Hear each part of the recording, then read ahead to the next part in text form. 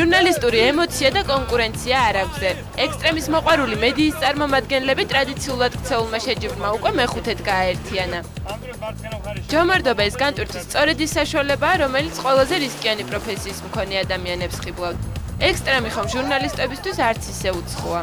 მშვენიერი არის განწყობა კიდევ უფრო უკეთესი და რა ვიცი გამარჯვების იმედი გვაქვს რა სიტყვილო აბსოლუტურად გეთანხმები რა გამარჯვების იმედი კი არ გვაქვს აუცილებლადაც გავიმარჯვებთ რა აი შემართებას განახებთ იმედს გაუმარჯვოთ გაუმარჯვოთ შემართებით ვარ ვიცი შეჯიბრი არ არის და ჩვეულებრივი გასართობი რაღაც ის არის და ძალიან მაგარია არ მეშინია პირველად ვიღებ მონაცემობას მაგრამ ნავზე სხვა დროს ასრულში და არ ვარ და სისტემაცია ხაც კარგად გასავრია ექსტრემალური გართობაა კარგია ყველა საპატრონოა ყველა მოსავლელია თან ყველა ძალიან ბევრი პირველად მოდის და ბუნებრივია ხა მე როგორც ორგანიზატორი და მის ინიციატორი ცოტას ნერვიულობ მაგრამ იმედი მაქვს სათავგადასავლო კლუბი ჯომარდი და მის ინსტრუქტორები თავის მაქსიმუმს გააკეთებენ რომ ყველაფერი კარგად ასრულდეს მზადება ჯომარდობისთვის ფასანაურში დილიდან დაიწყო.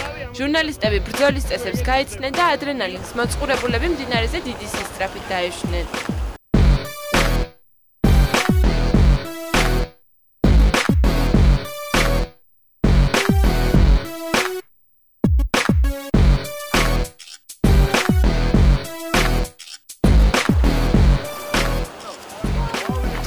კილომეტრიანი ექსტრემალური და წინააღმდეგობებით სავსე გზა ჟურნალისტებმა 1 საათში დაფარეს.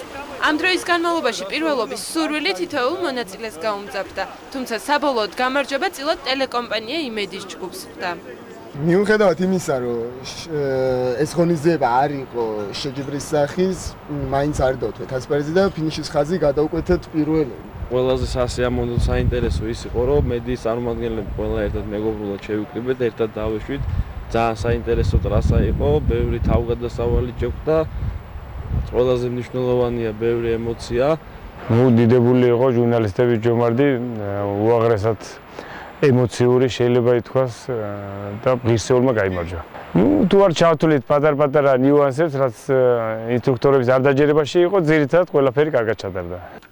გადატვირთული გრაფიკის მქონე ჟურნალისტების განტვირთვისთვის ნიამორისა და ჯომარდობის კლუბი ერთად ზრუნავდა. შეჯიბრის ორგანიზატორები ცხელზაფხულში მედიის წარმომადგენლებისთვის კიდევ არაერთ ექსტრემალურ ღონისძიებას გეგმავენ.